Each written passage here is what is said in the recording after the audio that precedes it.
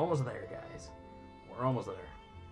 Just to be on the safe side, I focus my attention on Yumiko while opening my eyes and wait alertly for her next movement. However, what comes next takes me completely by surprise. Yumiko swallows audibly, holds her breath. Something supple touches my lips. For a moment I thought it might be her finger, but there's no way it would feel quite this soft. The instant I feel her breath on my nose, I realize that she's pressing her lips against mine. A sweet, distinctive scent tickles the inside of my nose. Can we see this? What the? Seriously? What is that reaction? Fix the lighting. Gotta fix the lighting every single time.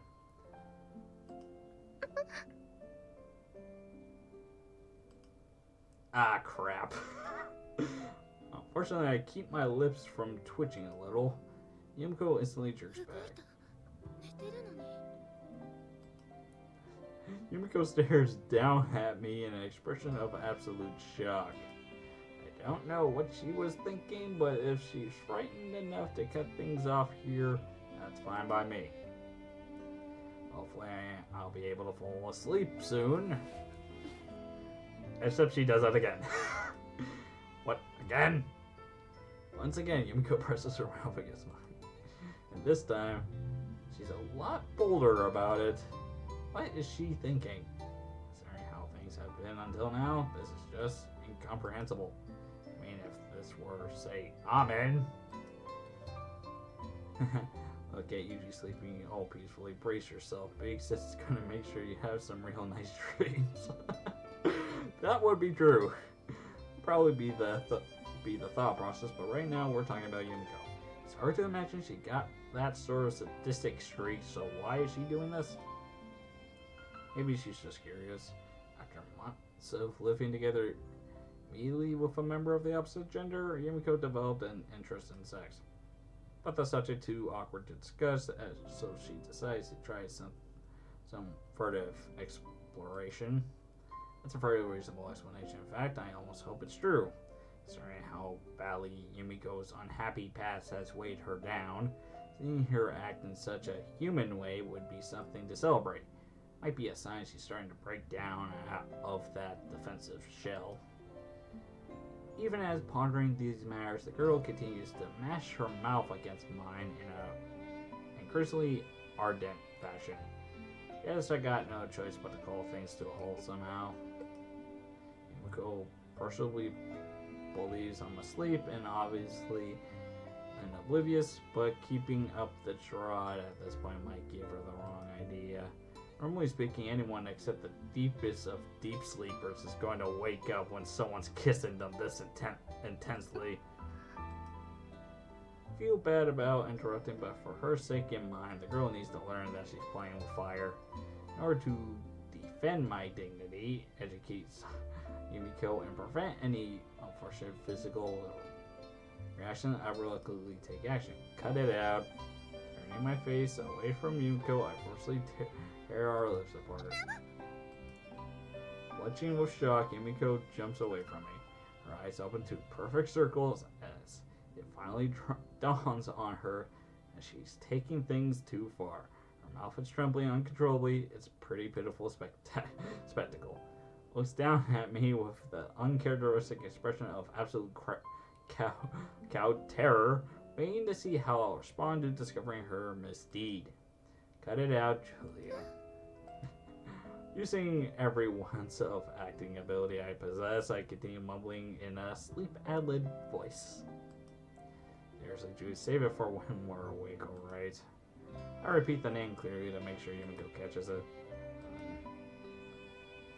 And then I very obliviously fall back to sleep, or pretend to. It was a pretty crappy performance by any standard, but...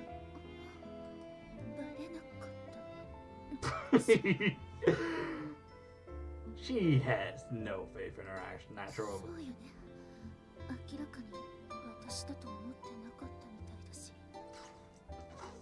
The rosy cheeks.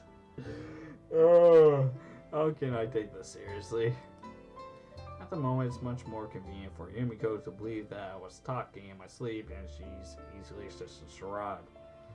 Here, let out a short sigh of what sounds like profound relief. It's obvious of how shaken up she was by the experience. I can't help feeling a little guilty. But still, I had no idea Yumiko was interested in this sort of thing. Once again, I reflected on her sudden lapse of judgment. The previous circumstances were normal enough that it wasn't always obvious, but Yumiko has desires like anyone else. Guess it might be time to think about her needs as well. I think that this warrants a slight change in the status quo. Tomorrow I'll find the right moment and bring up the matter openly. No more indirect nosing around. It's a rather an extremely dangerous gamble, but I also stand to gain a clearer answer to that unresolved question from a few days ago. Yumiko lets out a sigh, overflowing with youth, and burrows back under the covers of her bed. Sorry, Yumiko, and while I'm at it, sorry, Julia. A few words of apology to my roommate and the long-suffering superior I just slandered unjustly. I return once again to my friend asleep. And also, that actually is true in a way. Again, if you saw the anime, you know what I'm talking about.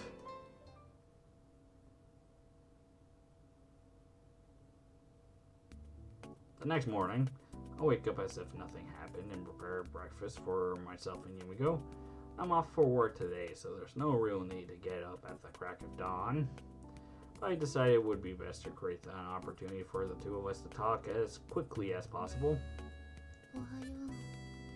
Hey, no doubt, thanks to her emotional drain night, Yumiko seems a little languid this morning. She totters off drowsily toward the washroom, proceeds to splash water on her face for a while, seems perfectly at ease, not a hint of tension in the air. In other words, she convinced herself I'm unaware of the incident last night. Awfully carefree, aren't we? Let's eat. Just as always, Yumiko chews the salt-grilled salmon with small, quiet movements of her mouth. Judging from her expression, she's completely off guard, not that she has any reason to expect what's coming. Should I really say it? I'm still more than a little hesitant. When a man and woman live together without a clearly defined relationship, it's not surprising that tension of this nature might arise. It might be short-sighted to pretend last night never happened.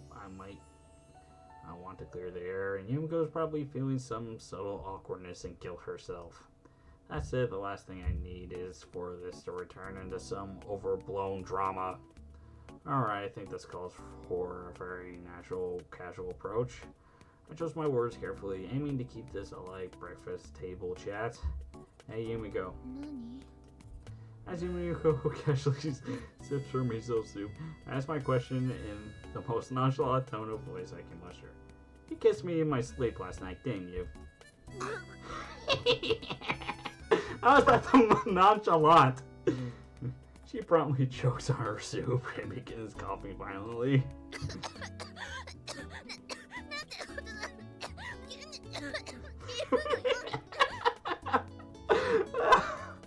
Oh, my eyes are going to get shut. I was thinking this might go smoother if I brought it up casually during the meal, but it seems that didn't work out so well.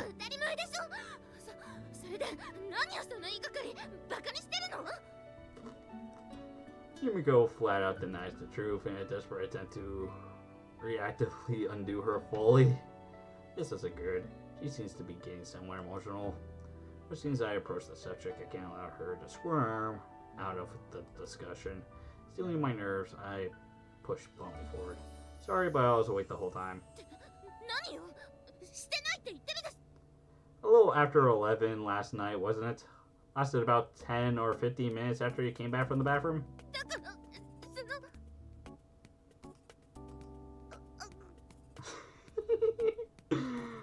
Yumiko quickly falters under my skeptical gaze.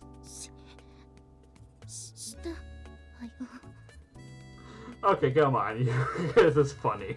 In a deep, motivated voice, she finally owns up to her misdeeds.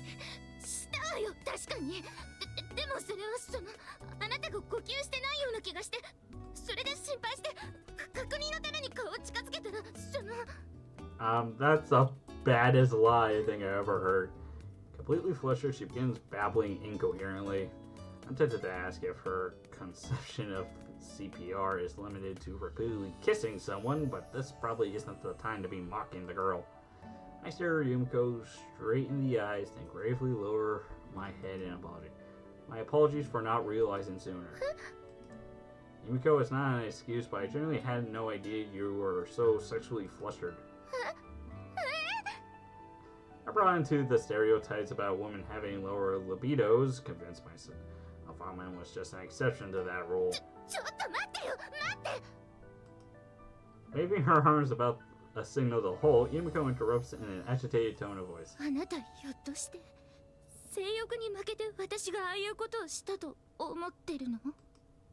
Well, from an objective point of view, I think it's the most plausible explanation. Someone who hasn't expressed any clear feelings for you suddenly makes the aggressive a move. I'm not sure what other conclusion there is to draw. But as I'm reviewing my reasoning, Yumiko's expression grows increasingly sour. With a heavy sigh, she moves her shoulders up and down in an exaggerated shrug. In the next moment, Yumiko begins to tremble for something that seems surprisingly akin to rage. Hey, follow-up question, was I just incredibly rude to you by any chance?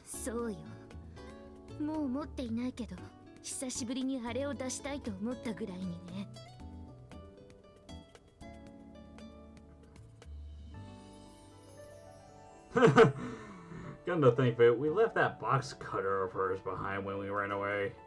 Since Yumiko remembered that thing, it's clear that she's abnormally furious.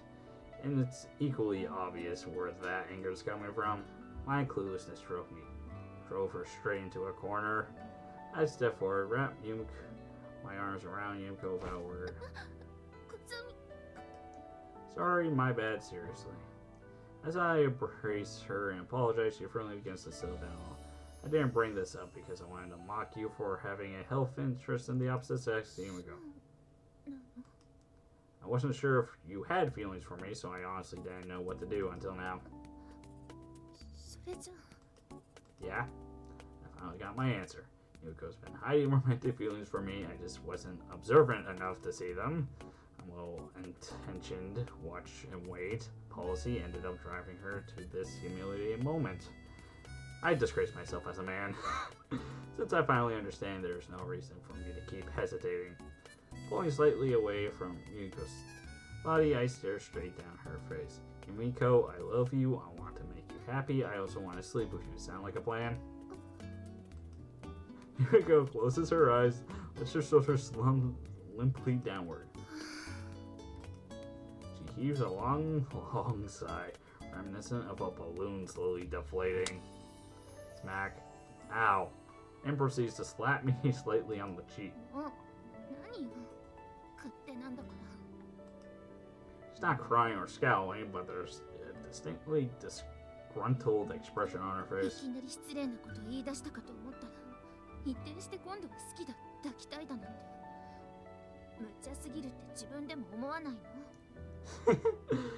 Again, he suffered through much more than you would actually think.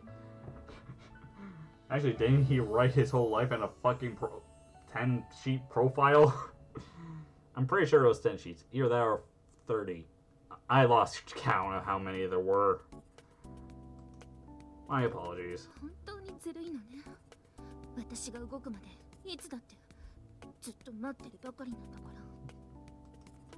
My sincerest apologies.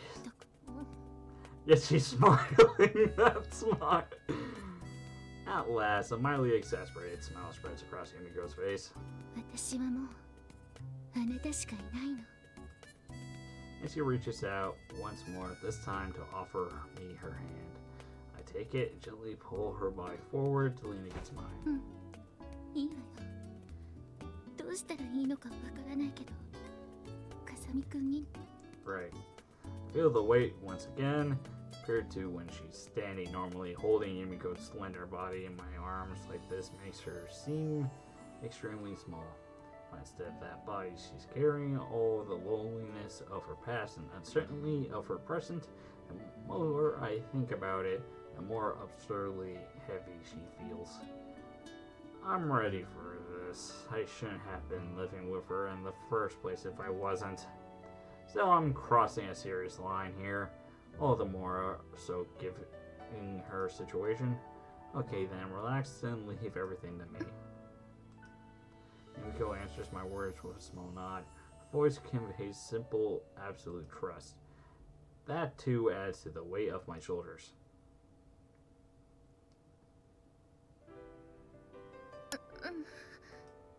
It's been a few hours since then, and I don't even need to explain what the heck happened. Having dressed herself and brushed her hair, Yumiko is certainly wandering restlessly around the room, groaning at no one in particular. The girl's usual composure seems to have deserted her entirely. Look, can you try to calm down already? This isn't like you, Yumiko. いいわよ、もう。私らしくないところなんて他にもたくさん見せたんだし、今さら。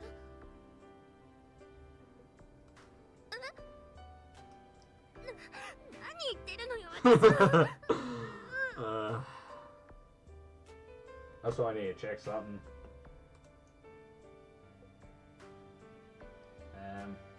Okay. Looks like that's something I'm going to have to go into. Having dug her own grave, then buried herself in it, Yumiko laments loudly.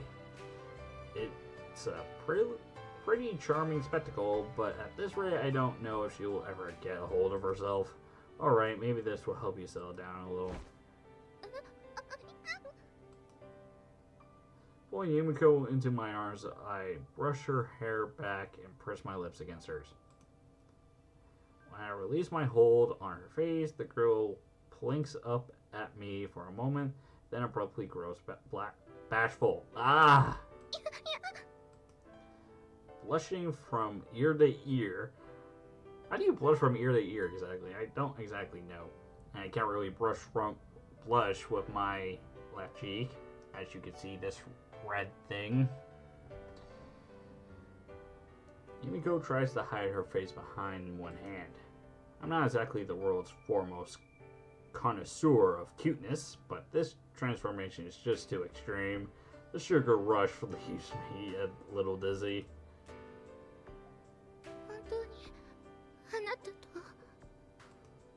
Yumiko mumbles the words to herself. She still isn't quite convinced they're true. I know, right? Pretty unbelievable considering where we started out. First, our communication was limited to slaps to the face and slashes with blade. With slashes up with a blade. And before you know it, we've ended up here. I guess you could just shrug your shoulders and call it fate, chance, coincidence. And coincidence did play a large part. And so I can't help feeling this all happened for a reason. Hey, Yumiko. I hug Yumiko again much more tightly than before. Stroke her hand slowly down through her throat. One hand through down her long hair. Let me say it again. I'm going to keep you safe no matter what. That's a promise. I'll be where you are, Yumiko. I won't leave you alone. Sakaki Yumiko was always on her own, always isolated. Gaining something new after all the time alone was bewildering. When the fog cleared, she realized what she wanted. It almost frightened her. She didn't know what to do. And that's why I need to make this crystal clear. I'm right here, not just to protect you, but to be with you. Have anything to say to that? A slightly apologetic expression flirts across Yumiko's face. But as she looks up at me, it fades into a small smile. That's what I was hoping for. There's no need for apologies anymore. The only thing Yumiko and I need to give each other now is gratitude. Alright then, now that we have that settled, let's fix that Kazumi-kun of yours immediately. You heard me. I'd be pretty damn weird to keep calling me by my last name at this point, don't you think? そんな急に言われても心の準備が。 How long is that gonna take? それは Yumiko looks at me with of reproach in her eyes. After a moment, she breathes in deeply as if to steel herself. わかったわ。今から帰るから。 Okay, then let's hear it. Once again, the girl takes a deep breath. This time, she begins mumbling softly to herself like a nervous middle school student preparing to recite pi from memory. Then, in a barely audible murmur, ゆう you managed to say Yuji for a nickname, yet you cannot say my actual name. The instant the word squeaks out of Yumiko's mouth, her face appears to burst into flame. 呼び慣れていないからやっぱり恥ずかしいわよ。 This contrast is really something. I think I'm embarrassed by proxy. In any case, all my points of concern regarding our relationship have now been decisively resolved. We're still fugitives with an uncertain future, but somehow I think I've gained a little peace of mind. What's wrong? All of a sudden, Yumiko seems to remember something. Her expression grows oddly serious. あなた昨日の夜ずっと起きてたって言ってたわよな。 She just realized that now after doing it. That's right. What is there something else? Before I can even finish the sentence, Yumiko's thin fingers dig into my arm in a furious pinch. Ow. ハルデラさんと昔何があったのか聞かせ。 Say what? そうでないとあんなことはとっさには言えないはずよ。 Yumiko's unexpected night raid helped us understand each other's feelings. It was a truly unfortunate event in that respect, but from that day on, I found myself sitting on my heels in penance every afternoon, enduring interrogations into my previous romantic career.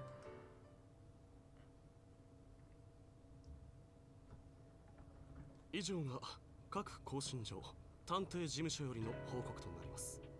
調査の範囲を関東一円から東海、近畿地方にまで広げていますが、依然として手がかりになるような報告はありません。現在、さらに手を尽くすように各所連絡は取っております。他に何かありますでしょうか。首にしろ。は？何ヶ月もかけて手がかり一つつかめないような役立たずなどいらん。首だ。いくら金をかけても構わんから、今度はちゃんとあの二人を見つけられるような腕利きに頼め。わかったな。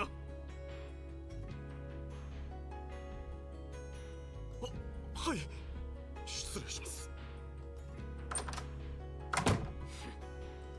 もう半年か。聞くまでもないが、そちらの調査で何か進展はあったのかね。いいえ、申し訳ありません。手がかりは何も。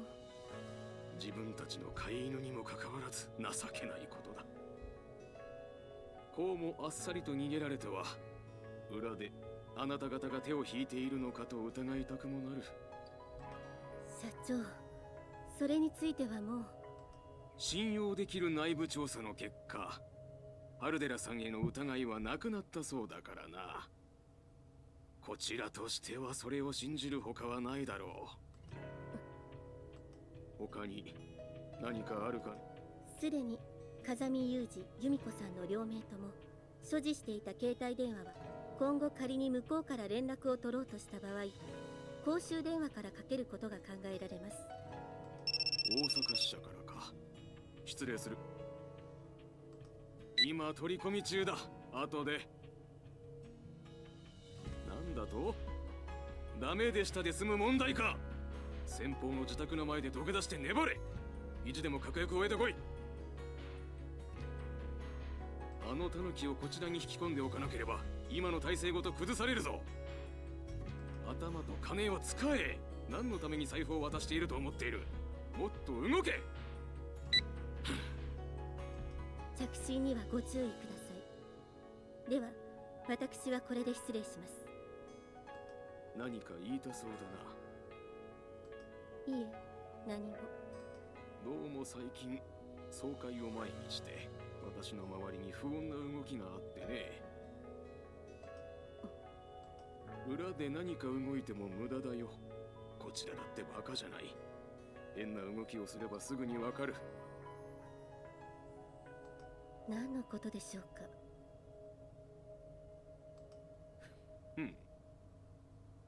白を切るつもりならそれでいい。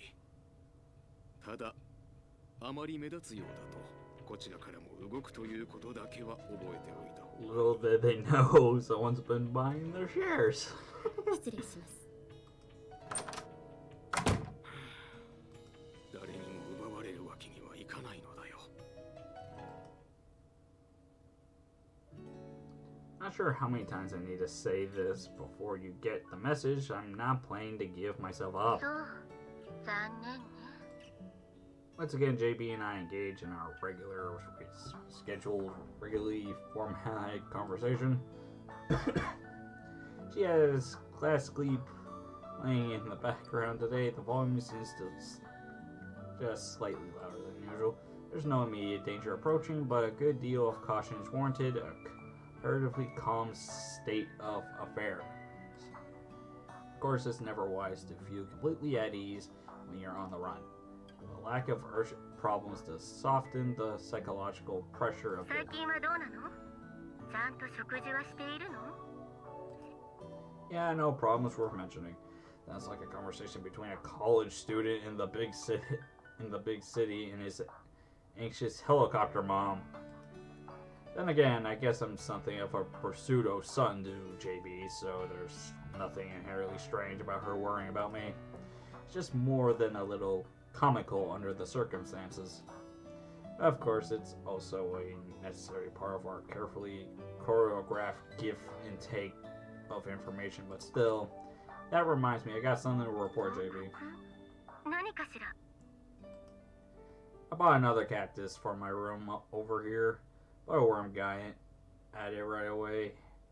Got a little worried there for a while. Seems like there's actually capable of coexisting though. Somewhat そう wrong. それは良かったわね。 Yeah. Borrow JB's metaphor and to inform her of a recent development. Not really the sort of thing I need to go out of my way to report, but there's no reason to hide it either. Even now, the cactus in question is no doubt waiting eagerly for the return of its worm. ユージ、切る前に一つだけいいかしら。 Yeah, 共 what? 存はいいことだけど、トゲには気をつけることね。サボテンに刺す意思はなくても、もともといびつなものだということを忘れないで。 That's some way to talk about the poor ゲイ plant. を知っているからこそよ。まさか忘れていないとは思うけど、あなたは逃亡者なんだから、それを夢忘れないように。それじゃ。 I'm aware, thanks. Two of us have connected in the midst of a strange and unstable situation. It's going to be very difficult to maintain this peaceful balance for longer. And on to the next part.